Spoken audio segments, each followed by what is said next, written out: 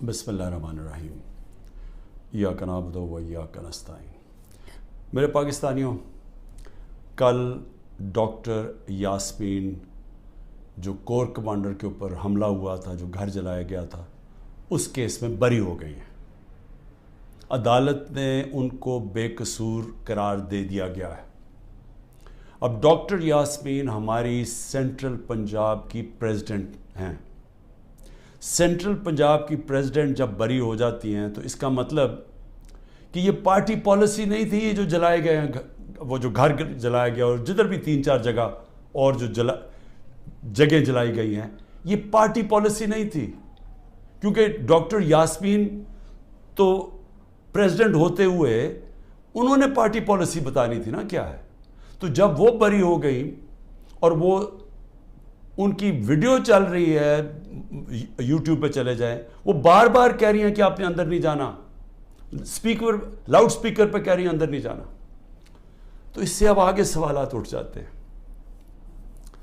کہ کیا یہ جو لوگوں کو اندر ڈالا گیا، 10,000 سے زیادہ لوگ جیلوں میں ہیں، کیا یہ ایک پری پلان ایک منصوبہ بنا ہوا تھا کہ اس کی آڑ لے کے یہ جو کور کمانڈر کا گھر ہے اور یہ جو اور جگہوں پہ آگے لگی ہیں، ان کی آڑ لے کے ساری پارٹی کو بین کرنا تھا؟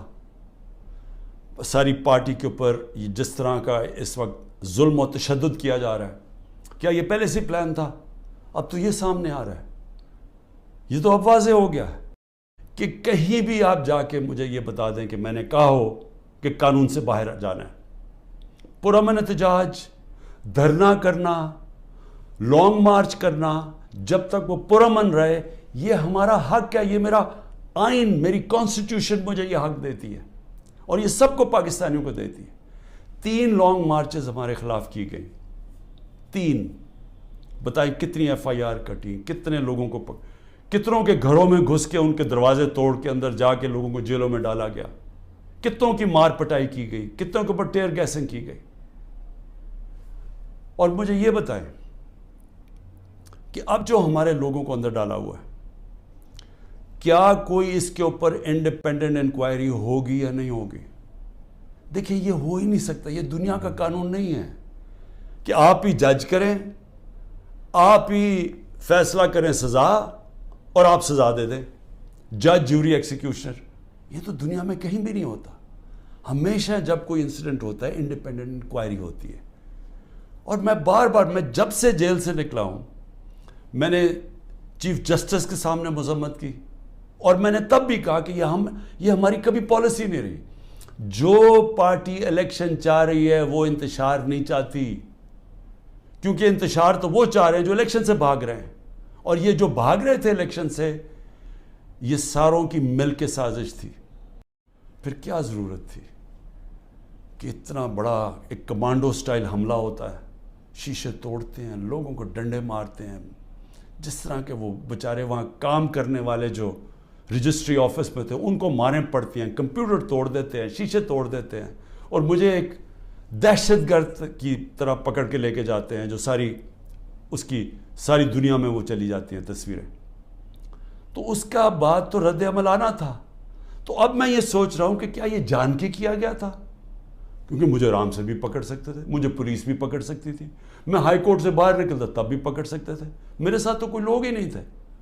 تو کیا وہ سارا کچھ کرنا، وہ مار دھاڑ کرنا، کیا یہ منصوبے کا حصہ تھا؟ اور یقین کریں، جیسے ہی میں اندر گاڑی کے بیٹھا ہوں، جب انہوں پکڑ کے لے کے گئے، بڑی میرے سے تمیز سے باتیں ہوئی، کوئی میرے سے برا سلوک نہیں ہوا، وہاں سے لے کے نیب میں۔ تو کیا یہ دکھانے کے لیے سب کچھ تھا، جس کا رد عمل آیا اور وہ پہلے سے پلان کیا ہوا تھا، یہ جو سب کچھ ہوا ہے؟ میں پھر سے کہتا ہوں کہ اگر سچ پہ پہنچنا ہے تو وہ صرف ایک طرح کہ ایک انڈیپینڈنٹ انکوائری کی جائے۔ اور یہ جو ہوا ہے ڈاکٹر یاسمین کی جو بری کیا گیا، اور وہ ہونا ہی تھا، انہوں نے بری، کیونکہ ان کی تو ویڈیو چل رہی تھی کہتے کہ اندر نہیں جانا آپ نے، اور روک رہی تھی لوگوں کو، تو اس سے تو بری ہونا تھا۔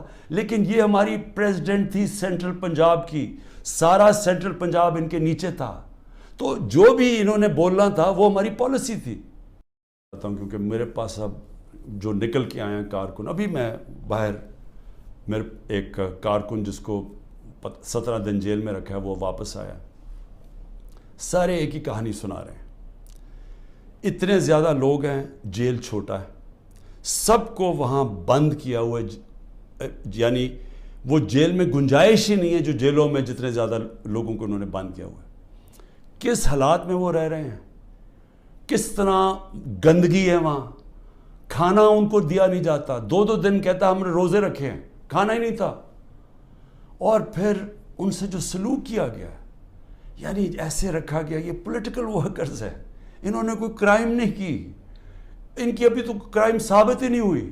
اور پھر وہ بتاتے ہیں ہم جاتے تھے ادھر عدالت میں, وہاں سے نکلتے تھے دوسرے کیس پہ اندر ڈال دیا. اب یہ جو آدمی نکلا ہے, یہ صرف یہ کوئی 40 لوگ رہا ہوئے ہیں, 40 میں سے 7-8 نکلے ہیں, باقیوں کو پھر جیلوں میں ڈال دیا. تو یہ مجھے بتائیے کون سا قانون ہے آج پاکستان میں؟ میں یہ سوال پوچھتا ہوں کہ جو بھی آج حکمرانی کر رہے ہیں, کیا ان کو اندازہ ہے کہ یہ پاکستان کو کتنا نقصان پہنچایا جا رہا ہے؟ ٹھیک ہے, تحریک انصاف کو کمزور کیا جا رہا ہے, توڑا جا رہا ہے, لوگوں کو دھمکیاں دے کے چھڑوائی جا رہی ہے پارٹی, گھروں میں گھس جاتے ہیں, اگر وہ نہیں ملتے تو ان کے جاننے والے یعنی خاندان کے لوگوں کو پکڑ کے لے جاتے ہیں. اگر وہاں کوئی گھر میں کوئی نہیں ہے تو ان کے پھر جو رشتہ دار کہیں رہ رہے ہیں, بہنیں رہ رہی ہیں, ان کے اوپر پیچھے پڑ جاتے ہیں, ان کو اٹھا کے لے جاتے ہیں. پھر بزنسز تباہ کر رہے ہیں, جو حماد اظہر کی فیکٹری بند کر دی ہے. اور بھی میں سب کا بتاؤں کہ جن کے ہمارے جن کے کاروبار تھے, کاروبار بند کر دیے. عاطف خان کا کاروبار 100 سے زیادہ لوگ وہاں کام کرتے تھے, وہ بند کر دیا. وہ ایکسپورٹ کرتے تھے چیزیں, وہ رہ گئی بیچ میں. تو یہ جو کیا جا رہا ہے, میں پھر سے یہ سوال پوچھتا ہوں کہ ہم جا کدھر رہے ہیں؟ یعنی اس سے اچیو کیا ہوگا؟ تحریک انصاف کمزور ہو گئی, تحریک انصاف اتنی کمزور ہوگی کہ وہ الیکشن لڑنے کے قابل نہیں ہوگی. ملٹری کورٹس سیٹ اپ کیے ہیں ایک ہی وجہ سے کہ میرے کوئی بھی کیس کے اندر مجھے سزا نہیں ہو سکتی. سارے میں نے وکیلوں کے ساتھ سارے بوگس کیسز ہیں, تو آخر میں ملٹری کورٹ میں سزا دیں گے. یہ کھولے اس لیے کہ عمران خان کو سزا دی, چلیں جی میں جیل میں چلا گیا. اب آگے چلیں گے, اس کے بعد کیا ہوگا؟ اس کے بعد پوچھنے کی بات یہ کہ کیا پاکستان جو تیزی سے اس دلدل میں پھنستا جا رہا ہے, اس سے نکل جائے گا؟ کیا ہماری معیشت جو اس وقت کبھی اتنے برے حالات میں نہیں تھے جو آج ہے, کیا یہ جو مہنگائی پاکستان کی تاریخ میں سب سے زیادہ 12.4% تھی جب ہم اقتدار میں تھے 1 سال پہلے, آج وہ 38% پہ پہنچ گئی ہے. یعنی لوگوں کو تنخواہ دار طبقے کے لیے اب وہ عذاب آ گیا ہے اور آتا جائے گا. بجلی کے بل نہیں دیے جائیں گے ان سے. 2 سال ایوریج اوسط جو ہماری اکانومی بڑھ رہی تھی وہ 6% تھی. 6% کا مطلب یہ ہے کہ پاکستان کی تاریخ میں یہ وہ 2 سال تھے جدھر سب سے زیادہ معیشت اوپر جا رہی تھی. اور میں یاد کرا دوں جو پچھلی دوروں میں جب ایسے گئی ہے تو امریکی ڈالر آ رہے تھے.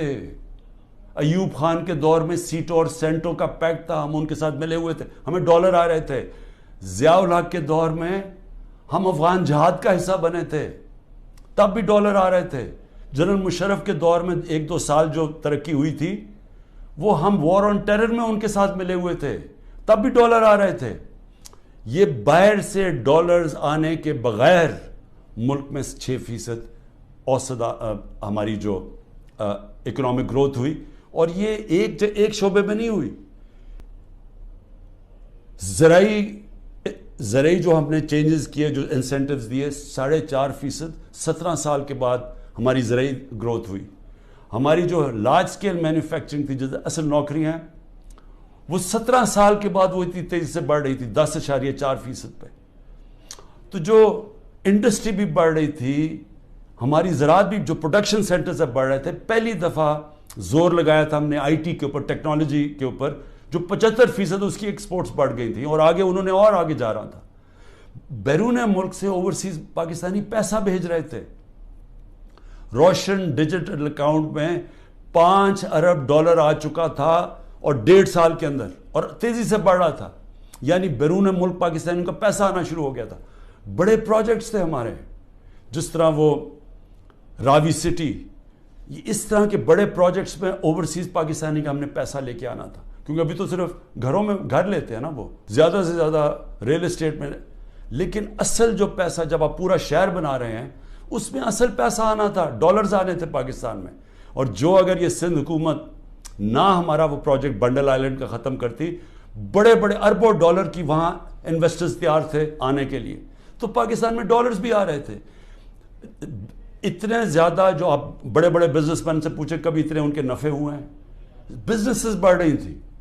تو ملک جب ترقی کر رہا تھا، اس کو جب اب یہاں پہنچایا ہے اور ان لوگوں نے آ کے آج تباہی کے کنارے پہ کھڑا کر دیا ہے، نہ باہر سے انویسٹمنٹ آ رہی ہے، نہ کوئی پیسہ آ رہا ہے، نہ باہر سے کسی کو اعتماد ہے، نہ اندر سے، تو کیا انہوں نے ان کو اب آگے لے جا کے ملک ٹھیک کرنا ہے؟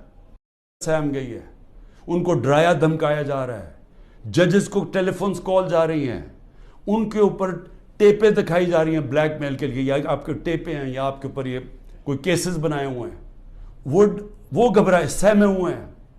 جو ججز کا ہم نے حالات دیکھے ہیں، وہ اس مشکل حالات میں بھی پوری کوشش کر رہے ہیں کہ قانون کے ساتھ چلیں، لیکن ان کے اوپر وہ پریشر ڈالا جا رہا ہے کہ وہ کام کریں جو کہ سارا وقت ہماری عدلیہ کرتی ہے، طاقتور کے ساتھ چلے جائیں. اور پھر میڈیا کو جس طرح انہوں نے میڈیا کا منہ بند کیا ہے اور جس طرح کی دھمکی دی گئی ہے، اور میں آج یہ پوچھنا چاہتا ہوں وہ بڑے بڑے لوگ جو ہمارے دور پہ کہتے تھے کہ جی میڈیا کی آزادی کے اوپر ہم کوشش کر رہے ہیں وہ آزادی واپس لینے کے لیے، میں آج ان سے پوچھتا ہوں کہ آج وہ کدھر چلے گئے ہیں؟ آج کیوں نہیں آپ بول رہے؟ آج تو آپ کے اوپر وہ میڈیا کے اوپر کیا، یہ مارشل لاز کے اندر بھی نہیں ایسا تھا. مشرف کے مارشل لا میں بالکل اس طرح کی پابندیاں نہیں لگی تھی. آپ دیکھ لیں مشرف کا مارشل لا، یعنی میں اپوزیشن میں تھا، ہمیں پوری موقع ملتا تھا بولنے کا. آج تو نام بھی نہیں عمران خان کا کوئی لے سکتا، تحریک انصاف کا کوئی نمائندہ بھی نہیں جا سکتا. تو کدھر کی میڈیا کی آزادی؟ اور جمہوریت تو ہوتی ہے، جمہوریت کے پلر کیا ہوتے ہیں؟ سب سے پہلے فنڈامنٹل رائٹس پروٹیکٹ کرتی ہیں عدالتیں. جو ہمارے شہریوں کے فنڈامنٹل رائٹ ہے پرامن احتجاج کرنے کا، وہ ختم ہو گیا. ایک پولیٹیکل پارٹی کی اپنے جو ایکٹیویٹیز کرنے کے لیے جو اپنی جلسے کرتی ہیں، جلوس کرتی ہیں، وہ سب ختم ہو گئے ہیں. ایک پوری جو پارٹی 60 سے 70% پاکستان میں سب سے بڑی پارٹی ہے، اس کو بند کیا جا رہا ہے. اس کا مطلب جمہوریت ختم کی جا رہی ہے. عدالتوں کو دبایا جا رہا ہے، سپریم کورٹ کو تقسیم کیا ہوا ہے اور ان کو کمزور کیا گیا ہے. ان کے اوپر پریشر ڈالا ہوا ہے کہ وہ فیصلے نہ کریں، جمہوریت کے ساتھ نہ کھڑے ہوں.